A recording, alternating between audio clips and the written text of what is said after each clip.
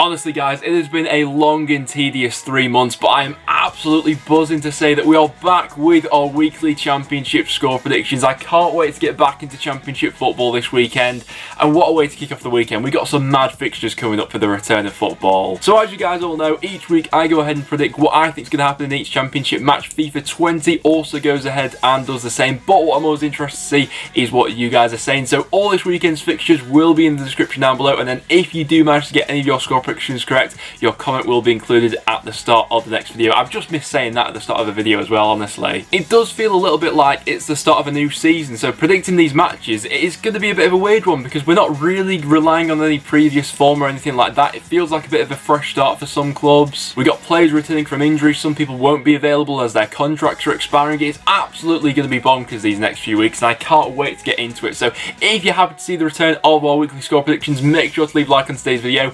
But without any further ado, let's hop into it. And we're starting things out with a bit of a cracker. As the first early kickoff, we got Fulham going up against Brentford. Now, in the reverse fixture, I watched the highlights of this before I did the video. Brentford actually played really well. Brentford walked away with all 3 points, and they probably could have had more goals than the one they went on to score, but Rodak had an absolute masterclass of Fulham. We've said that quite a few times throughout the season.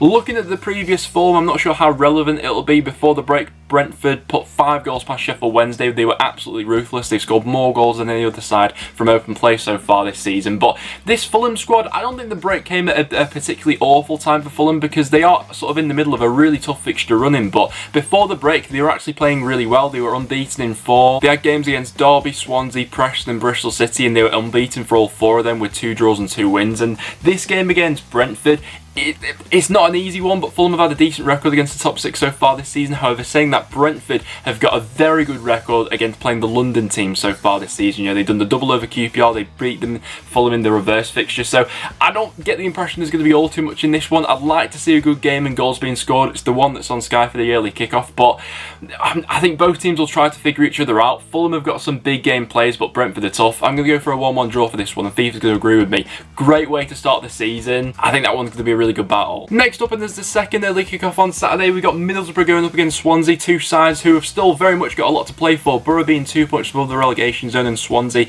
being 3 points off the top 6. This is one of the games where I don't see all too much being in it, and I see it being a little bit of a cagey match, like a lot of the games this weekend actually. I think that what we're going to see a lot of is quite slow starts as team look to ease their way back in. It's going to be interesting to see how the fitness levels of each team vary throughout the league, because I think there will be quite the difference. But for this one, Borough, good defensively, going forward sometimes can lack a little bit of a spark. They've only scored 37 goals so far this season. However, players returning from injury for Borough could be massive for the rest of the season. Patrick Roberts was one that I picked out a couple of weeks ago as someone who could provide that spark for them going forward, which they have been lacking at times. Swansea, though, I do find an interesting case for making the top 6 this season. If you watch one of my previous videos, I did mention in that one that I do fancy Swansea to have quite a strong end to the season, especially if some of their forward options gel and really click for these final 9 matches. You know, the likes of Brewster, Gallagher, AU, all linking up going forward. I'm just, I think, edging towards Swansea in this one. I'm going to go for a 1-0 away victory. Quite low score in that game, I think. FIFA's going to agree with me. Then as the final early kickoff on Saturday, we got Millwall going up against Derby. Another really interesting one in the playoff battle for this one. Derby not completely out of it yet, but I'd say that Millwall are definitely going to be a side who's angling up for a real playoff push. And looking at their fixtures compared to everyone else, they probably, on paper at least, have the most favourable running for the rest of the season. So we'll see how that serves them. But we all know Millwall's record at the end so far this season has been excellent, and actually Derby's record at home has been brilliant as well. They've only lost twice so far this season at Pride Park, but Millwall was one of those teams to go to Derby away and leave with all 3 points. Tom Bradshaw scoring the only goal of the game in that one. It was a bit of a tight affair, but I'm sure Gary Rowett's going to want to be getting another one over his old side in Derby on this one. One player who isn't going to be featuring for Derby though is Jack Marriott. I thought that maybe this lockdown came at a good time for him. You know, he struggled with injury so far this season. I thought that he'd be able to get himself back on track, but he's now out with a groin injury. He's had surgery on that lately. I don't see there being all too much in this game either. I think it's going to be another fairly cagey one, but with Millwall at the den and how they like to put teams under pressure, their record against the teams in the top half has also been very good. I'm just edging towards the home side for a 1-0 FIFA it'll be 1-0 Derby. Another really touch and go game, that one. Next up, we got Blackburn going up against Bristol City. Now, the break coming at a decent time for both these sides, as they've both got key players returning for this match who could play a massive role for the rest of the season. Starting out with Bristol City, obviously, Benakofobe coming back into the side could be absolutely massive. If he manages to kindle a relationship with Nahki Wells, those two could be absolutely lethal for Bristol City for the rest of it. Then moving over to Blackburn, their midfield's massively going to be improved after this one. They've got Lewis Holtby and Corey Evans both returning from injury. One of Blackburn's real strong points so far this season has been their defensive record. Only Millwall have conceded fewer goals than Blackburn outside of the top six so far this season. Lenihan and Adebayo have formed a fantastic partnership between them. So if they can get that goal scoring touch back within their play, Blackburn have got a fantastic chance to do that. The reverse fixture did see Blackburn leave in Ashton Gate with all 3 points. Blackburn won that one by 2-0. This one, I see this one being a bit of a lively game, to be honest. I think that we got a couple of low scorers this weekend, but this one I can see some decent football being played. I've caught a glimpse of both of them in pre-season in terms of their results, and they both seem to be quite sharp. It's going to be a close one, but do you know what? I think I may fancy Blackburn to leapfrog Bristol City. I'm going to go 2-1 Blackburn in this one. FIFA saying it'll be 1-0. Really interesting tie, that one, for the restart. Next up, we've got a massive game at the bottom of the Championship. 3 points for either side would be a big boost for them on the returning weekend. That sees Huddersfield going up against Wigan. Wigan 2 points above the relegation zone.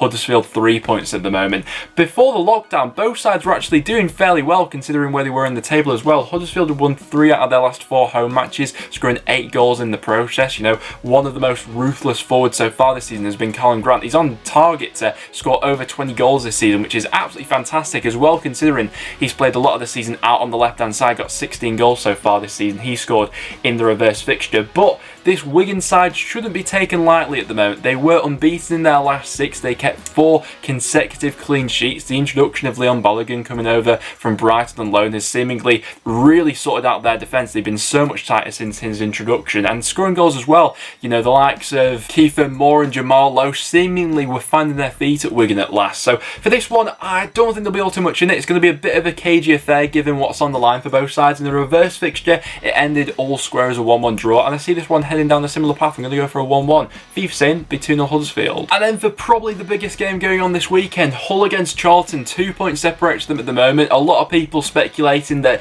this is the relegation 6-pointer. You know, 2 of the favourites to go down at the moment are Hull and Charlton because of how their form's been over 2020. With Hull being the 2 points above Charlton, though, a draw would suit them a little bit better, so you'd expect Charlton to maybe be a little bit more experimental going forward.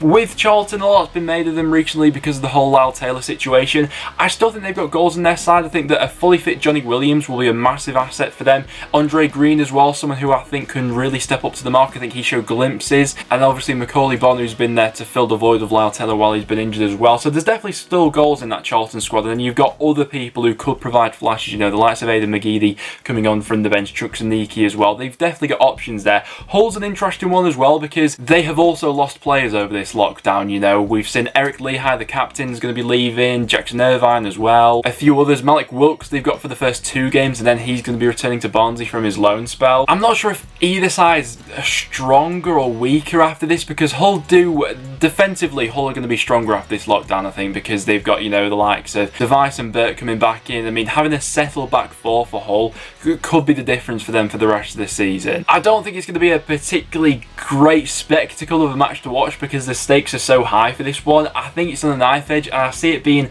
a 1-0 either way, to be completely honest with you. FIFA's backing Hull for a 1-0, so I'll back Charlton for the 1-0. I think it's going to be such a close one, and the stakes are so high. I'm just leaning towards Charlton on this one. FIFA saying Hull, what a great game it could be. And then we got Luton going up against my team, North End. I'm absolutely buzzing to see Preston back in action, but not going to be an easy game by any stretch of the imagination. I don't think that we can underestimate the impact that Nathan Jones could have once again on this Luton squad. They're 6 points away from survival at the moment, but I mean, looking at their fixture running, if you watched the last video we did, compared to everyone else around this region of the table, they've still got a fighting chance, and I'm not ruling Luton out for survival this season. Preston coming into it, the break came at a good time for us, let's be honest. We'd only won 1 of our last 5 matches. We were sort of just about holding on to that 6th place, but we will be boosted by people coming back from injury. You know, Ben Pearson was set to miss the next few months of the season. He's now back fully fit. That's massive for us. I also think that, you know, with clubs now being able to use more substitutes, some of our fringe players could have a massive role to play in the rest of the season. season. You know, Josh Harrop, Billy Bowden are examples of players who I think could have a massive impact off the bench. Jayden Stockley,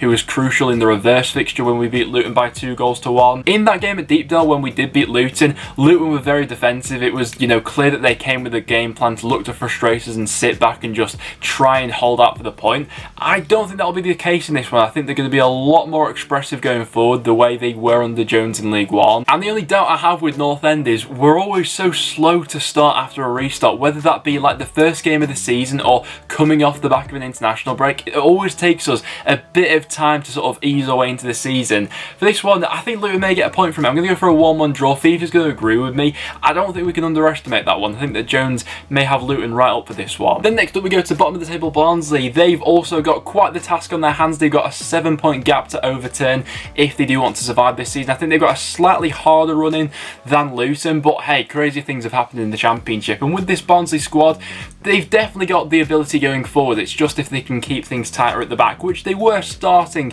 to improve upon. But up against this QPR squad isn't an easy way to start the season. They were on a decent roll before the break in the season. They're only 6 points off the top 6 at the moment, which may seem like a big gap, but with how inconsistent everyone's been above QPR this season, you never really know. And I think that with some of the goal scoring prowess that they've got on their hands, if they get off to a quick start, QPR could be one to watch out for this season. The reverse fixture of this was absolutely bonkers. Barnsley beat QPR by 5-3. It was an absolute goal fest. I think that this one may be one of the highest scoring games of the weekend. I think that a couple of them will be quite cagey. This one, I just see both teams going at it. I'm going to go for quite an entertaining 3-2 home victory for QPR. Next up, we then got Reading going up against Stoke. Stoke still nervously looking over their shoulder. I think just 3 points off the relegation zone at the moment. But before lockdown, they were playing some pretty decent football. They just beaten Hull by 5-1. Some of their attackers have just really come into form. Nick Powell especially, someone who I expect to have quite the flourishing end to this season. It's a good opportunity Stoke have in their first few games to pick up some points, because I do think the end of the season Stoke have is looking pretty tough, but the next 4 fixtures see them going up against Reading, Middlesbrough, Wigan and Barnsley. Massive matches, all of them, because they're all possibilities for Stoke to be picking up some serious points in those games. Reading, though, are always a bit of a tricky customer to go up against. Before lockdown, they'd won their last 2 matches. Having Lucas João fit and firing is also going to be a massive boost for them. You know, him and Puskas, if they can form a partnership between themselves, really could be a decent front two, especially given the midfield that Reading have got. I don't think there'll be all too much in this one. I'm going to go for a 1-1 draw. FIFA's going for 2-0 Stoke. Next up, we then got Sheffield Wednesday going up against Forest. I actually saw that Forest record against Sheffield Wednesday over the last few years have been absolutely shocking. They've only beaten Wednesday once in their last 10 encounters. Obviously, thinking back to the game that we had earlier on the season at the City Ground, what a bizarre match that was. Probably Wednesday's best performance of the season, countered with Forest's worst. Wednesday walked away with all 3 points after putting 4 goals past Forest. Stephen Fletcher and Jordan Rhodes with a hat-trick. An audacious overhead kick in that one as well. Speaking of Stephen Fletcher, he has been back in training for Wednesday this week, although he had picked up a bit of a niggle, so whether he'll actually be starting for this game and ready 100% to go, I'm not sure. We'll wait and see for when the team sheets come out, though. Forest have been a bit of a tricky side to predict so far this season, because obviously we all know their record against the top 6 has been absolutely outstanding, and then they seem to fall off in some of these more winnable games. Wednesday, though, before lockdown, not finding themselves on a great run of form at all, really. I mean, obviously they had that battering against Brentford. They've had a long time to sort of sit on that result for, so they'll want to put that one behind them. But for this one, I think I am just edging towards Forest. You know, I'm going to go 2-1 Forest. Once again, don't think there'll be all too much in it, but I think Forest may get their vengeance on that result earlier in the season. And then we get to West Brom going up against Birmingham. This one could be quite a feisty one. I think this one's going to be on Sky, so my plan is to watch obviously the Preston game while simultaneously watching this one as well, but could be a real cracker. The reverse fixture, 3-2 West Brom. Charlie Austin on off the bench scoring 2 late goals to get all 3 points for the Baggies. Now, what's interesting, West Brom probably have one of the deepest squads in the Championship, I'd say, in terms of squad depth, different positions. Gritty Garner coming back into the first team and being fully fit is going to be absolutely massive for them. You know, it's been too long since we've seen that Garner and Pereira link up between the two. West Brom put out a video of them in training the other week and they just looked absolutely fantastic, dazzling on the ball. But a contrast to that with Birmingham, after some of the players that have left them, their squad's looking a little bit thin in some areas. I think it's fair to say. I think that, like quite a few other clubs, Birmingham will probably be bringing up a few youth players maybe to fill out the bench and things like that. We'll wait and see though if Scott Hogan can rekindle his form from before the lockdown as well though. But for this one, I think I've got to be going for West Brom, really, haven't I? I think that going forward, they'll probably end up just having too much for Birmingham. And for a score prediction, I'm going to go 2-0 West Brom in this one, with FIFA saying it'll be 1-0 West Brom. And then to round things off, we see Cardiff going up against Leeds on Sunday. This one has the potential to be another absolute cracker as well, given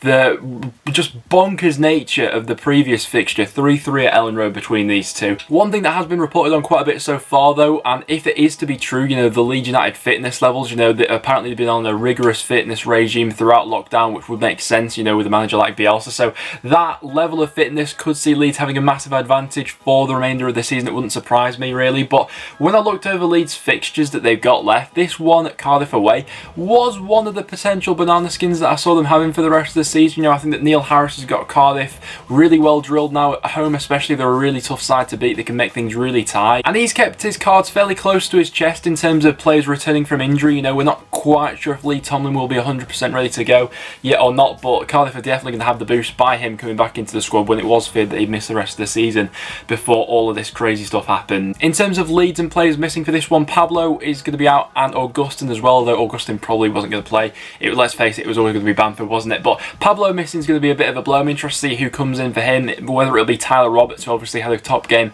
against Hull City before the break when they put 4 goals past them. Tyler Roberts scoring a brace in that game. I think I am just edging towards Leeds for this one, and I'm going to go 2-1 Leeds, and FIFA's going to say it'll be 2-0 Leeds. Good game, I think it could be. But guys, they have it. There are all my championship score predictions for what I see happening in this weekend's game. So as always, get your thoughts and your score predictions in the comments down below. I'm interested to see what you guys are saying for the return of football, and I myself just cannot wait to get back watching championship football. It's been gone for far too long, hasn't it? So guys, if you did go on to enjoy today's video, make sure to leave a like. It is always massively appreciated, and make sure to subscribe for some regular championship content. Now that football's back, we've got loads of content coming over the next few weeks. So thanks for watching, guys, and I'll see you all in the next one.